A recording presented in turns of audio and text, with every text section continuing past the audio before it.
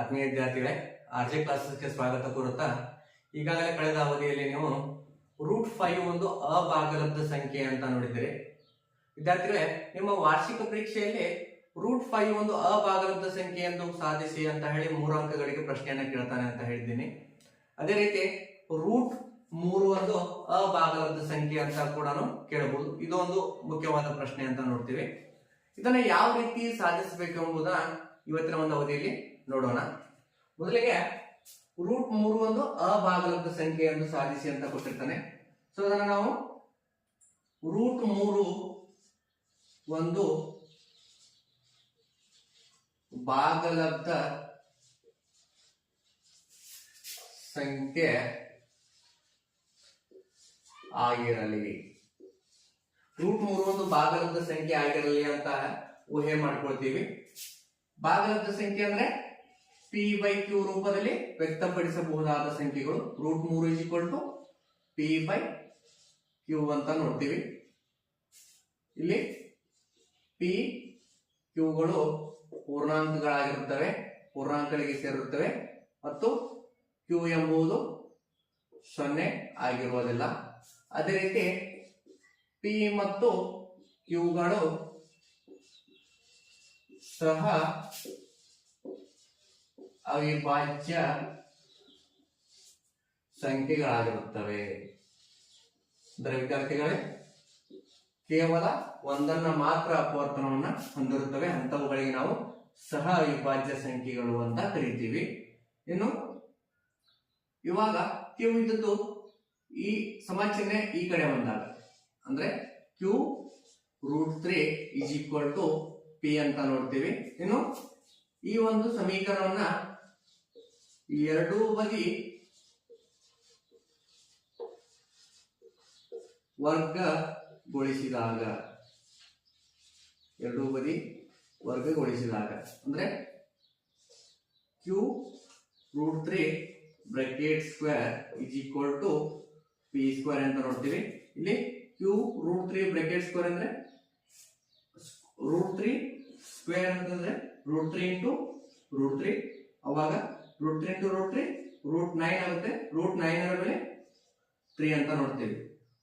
ಅಥವಾ ಇನ್ನೊಂದು ರೀತಿಯಲ್ಲಿ ನೋಡಿದ್ರೆ √3 ಅಂದ್ರೆ ಸ್ಕ್ವೇರ್ ರೂಟ್ ಕ್ಯಾನ್ಸಲ್ ಆಗುತ್ತೆ, 3 ಬರುತ್ತೆ.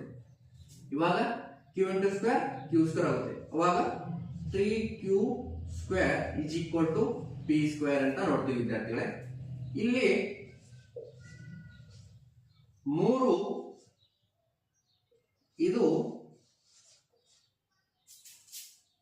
p² ಅನ್ನು ಭಾಗಿಸುತ್ತದೆ ಮತ್ತು p ಅನ್ನು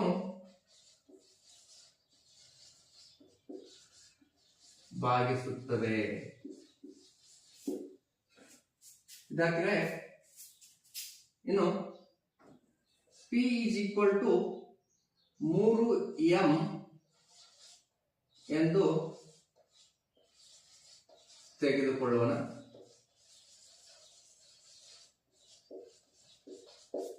ಇಲ್ಲಿ p ಒಂದು ಸ್ಥಾನದಲ್ಲಿ 3m ಅನ್ನ ಆದೇಶಿಸಿದಾಗ 3q² = 3m² ಅಂತ ನೋಡ್ತೀವಿ. ಇಲ್ಲಿ 3q² = 3 ರ ವರ್ಗ 9 m × ಸ್ಕ್ವೇರ್ m² ಅಂತ ನೋಡ್ತೀವಿ. ಈ 3 ಒಂದು ಸಮಚಿಹ್ನೆ ಈ ಕಡೆ ಬಂದಾಗ ಏನಾಗ್ತದೆ? ಭಾಗಾಕಾರವಾಗ್ತದೆ. q² = 9m² / 3 ಅಂತ ನೋಡ್ತೀವಿ. 3 1 3 3 9. ವಿದ್ಯಾರ್ಥಿಗಳೇ, q² = 3m² ಅಂತ ನೋಡ್ತೀವಿ. ಇನ್ನು 3 ಇದು q² ಅನ್ನು ಭಾಗಿಸುತ್ತದೆ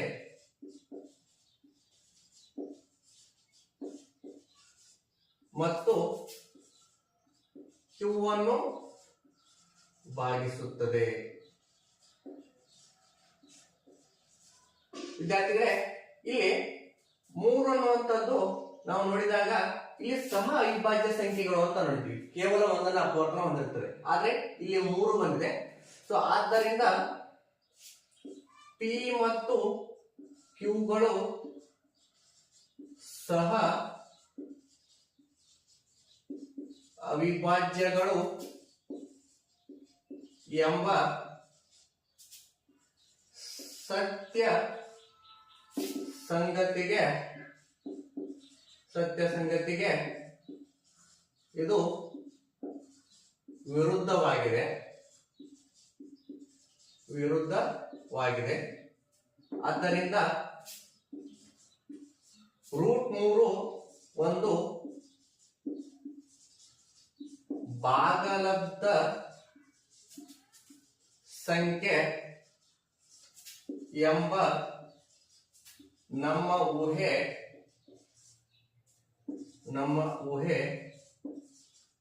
ತಪ್ಪಾಗಿದೆ. ವಿದ್ಯಾರ್ಥಿಗಳೇ, √3 ಒಂದು ಅಭಾಗಲಬ್ಧ ಸಂಖ್ಯೆ ಅಂತ ಹೇಳ್ತೀವಿ.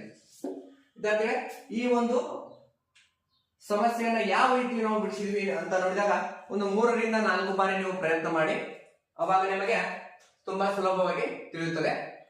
ಯಾವ ರೀತಿ? ಇವಾಗ ಇದೊಂದು ಅಭಾಗಲಬ್ಧ ಸಂಖ್ಯೆಯನ್ನು ಸಾಧಿಸಿ ಅಂತ ನೋಡ್ತೀವಿ. √3 ಒಂದು ಭಾಗಲಬ್ಧ ಸಂಖ್ಯೆ ಆಗಿರಲಿ ಅಂತ ಊಹೆ ಮಾಡ್ಕೊಳ್ತೀವಿ. √3 p/q ಅಂತ ತಿಳ್ಕೊಳ್ತೀವಿ. ಪಿ ಮತ್ತು ಕ್ಯೂಗಳು ಪೂರ್ಣಾಂಕಗಳಿಗೆ ಸೇರುತ್ತವೆ. ಕ್ಯೂ 0 ಆಗಿರುವುದಿಲ್ಲ ಮತ್ತು ಪಿ ಮತ್ತು ಕ್ಯೂಗಳು ಸಹ ಅವಿಭಾಜ್ಯ ಸಂಖ್ಯೆಗಳಾಗಿರುತ್ತವೆ ಅಂತ ನೋಡ್ತೀವಿ. ಅಂದ್ರೆ ಕೇವಲ ಒಂದನ್ನು ಅಪವರ್ತನ ಹೊಂದಿರುತ್ತವೆ. ಇಲ್ಲಿ q√3 p ಆಗುತ್ತದೆ. ಇನ್ನು ಎರಡೂ ಬದಿಗೆ ವರ್ಗಗೊಳಿಸಿದಾಗ ನಾವು ಎರಡೂ ಬದಿಗೆ ವರ್ಗ ಮಾಡ್ತೀವಿ. ಅವಾಗ 3q² p² ಆಗುತ್ತದೆ. 3 ಎಂಬುದು ಇದು p² ಅನ್ನು ಭಾಗಿಸುತ್ತದೆ ಮತ್ತು p ಅನ್ನು ಭಾಗಿಸುತ್ತದೆ. ಆಮೇಲೆ p 3m ಅಂತ ತೆಗೆದುಕೊಳ್ತೀವಿ. ಇವಾಗ p ಯ ಒಂದು ಸ್ಥಾನದಲ್ಲಿ ನಾವು ಏನ್ ಮಾಡ್ತೀವಿ? 3m ಅನ್ನು ಆದೇಶಿಸ್ತೀವಿ. ಅವಾಗ 3m ಬ್ರಾಕೆಟ್² ಆಯ್ತು. ಇವಾಗ 3 ರ ವರ್ಗ 9 ಆಗುತ್ತದೆ. ಇನ್ನು 3 ಈ ಕಡೆ ಬಂದ್ರೆ ಡಿವೈಡೆಡ್ ಬೈ ಆಗುತ್ತದೆ. 3 1 3 3 ಆಗುತ್ತದೆ. ಅವಾಗ q² 3m² ಆಗುತ್ತದೆ ವಿದ್ಯಾರ್ಥಿಗಳೇ. ಇನ್ನು 3 ಅನ್ನುವಂಥದ್ದು q² ಅನ್ನು ಭಾಗಿಸುತ್ತದೆ ಮತ್ತು q ಅನ್ನು ಭಾಗಿಸುತ್ತದೆ ಅಂತ ಬರೀತೀವಿ. ಇಲ್ಲಿ p q ಗಳು ಸಹ ಅವಿಭಾಜ್ಯಗಳು ಎಂಬ ಸತ್ಯ ಸಂಗತಿಗೆ ಇದು ವಿರುದ್ಧವಾಗಿದೆ ಅಂತ ನೋಡ್ತೀವಿ. ಏಕೆಂದ್ರೆ ಕೇವಲ ಒಂದನ್ನ ಅಪವರ್ತನ ಹೊಂದಿರಬೇಕು, ಆದ್ರೆ ಇಲ್ಲಿ 3 ಇದೆ. ಆದ್ದರಿಂದ √3 ಒಂದು ಭಾಗಲಬ್ಧ ಸಂಖ್ಯೆ ಎಂಬ ನಮ್ಮ ಊಹೆ ತಪ್ಪಾಗಿದೆ. ಆದ್ದರಿಂದ √3 ಒಂದು ಅಭಾಗಲಬ್ಧ ಸಂಖ್ಯೆ ಅಂತ ಹೇಳಿ ನಾವು ನೋಡ್ತೀವಿ. ಒಂದು ವೇಳೆ ವಿದ್ಯಾರ್ಥಿಗಳೇ ನಿಮ್ಮ ವಾರ್ಷಿಕ ಪರೀಕ್ಷೆಯಲ್ಲಿ √2 ಅಭಾಗಲಬ್ಧ ಸಂಖ್ಯೆ ಅಂತ ಹಲವಾರು ಬಾರಿ ಕೇಳಿದ್ದಾನೆ. ಒಂದು ವೇಳೆ √2 ನಾವು ಅಭಾಗಲಬ್ಧ ಸಂಖ್ಯೆ ಅಂತ ಸಾಧಿಸಬೇಕಾದ್ರೆ ಇದೇ ಸಮಸ್ಯೆಯನ್ನ ಇಲ್ಲಿ √3 ಸ್ಥಾನದಲ್ಲಿ ನಾವು √2 ಬರ್ಕೊಳ್ತಾ ಹೋಗ್ತೀವಿ. ಉಳಿದ ಎಲ್ಲಾ ಹಂತಗಳು ಒಂದೇ ರೀತಿಯಲ್ಲಿ ಇರುತ್ತವೆ ಅಂತ ನೋಡ್ತೀವಿ. ಯಾವ ರೀತಿ? ಇವಾಗ √2 ಒಂದು ಅಭಾಗಲಬ್ಧ ಸಂಖ್ಯೆ ಅಂತ ಸಾಧಿಸಿ ನೋಡ್ತೀವಿ. √2 ಒಂದು ಭಾಗಲಬ್ಧ ಸಂಖ್ಯೆ ಆಗಿರಲಿ. √2 p/q ಅಂತ ನೋಡ್ತೀವಿ. ಇವಾಗ ಇಲ್ಲಿ √2 ಬರ್ತೀವಿ. q√2 p ಎರಡು ಬದಿಗೆ ವರ್ಗಗೊಳಿಸಿದಾಗ ಇಲ್ಲಿ 2 ಬರ್ತೀವಿ. ಇನ್ನು ಇಲ್ಲಿ 2 q² ಆಗುತ್ತದೆ. ಇಲ್ಲಿ 2 ಇದು p² ಅನ್ನು ಭಾಗಿಸುತ್ತದೆ, p ಅನ್ನು ಭಾಗಿಸುತ್ತದೆ. ಅದೇ ರೀತಿ ವಿದ್ಯಾರ್ಥಿಗಳಲ್ಲಿ √2 ಇದ್ದರೆ ಇಲ್ಲಿ 2m ಅಂತ ತಗೊಳ್ಬೇಕು.